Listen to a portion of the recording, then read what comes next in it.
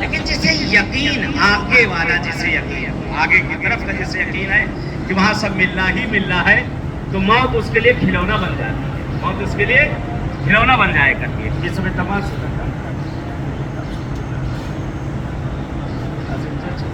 تو بہرحال ملتا ہے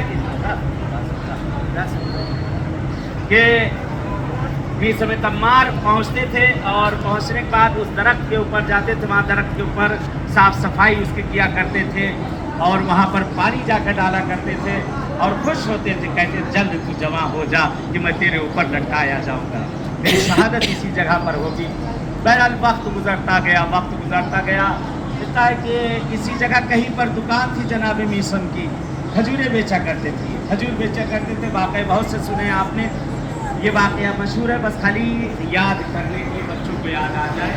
لیکن کہا کہ جناب میسم بہرحال اپنی دکان پہ بیٹھے ہوئے تھے. ایک دن مولا علی وہاں سے گزر رہے تھے، آئے بیٹھے، مولا آئے بیٹھے میسم کی دکان پر بیٹھے ہیں تھوڑی دیر.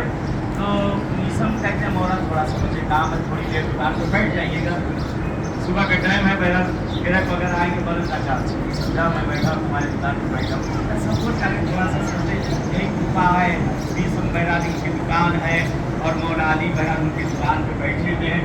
کہتے ابھی کچھ دیر گزری تھی، میسم کو گئے ہوئے ایک بدبخت آیا، دشمن اہل بیت تھا. کہتا علی آج میسم کی دکان پر بیٹھے، علی کیا جانے کھجوروں سے بیچنا، چلو معاذ اللہ چلتے ہیں، علی کو بیوقوف بناتے ہیں، چلتے ہیں علی کو بیوقوف بناتے ہیں. بہرحال آتا ہے، آنے کے بعد مولا سے بہرحال کہا کھجور کے لیے. مولا نے جو اس نے سکہ دیا تھا، مثلا مثال کے طور پر 1 روپے میں 1 کلو ملتی ہے چیز، مولا نے 10 کلو دے دی.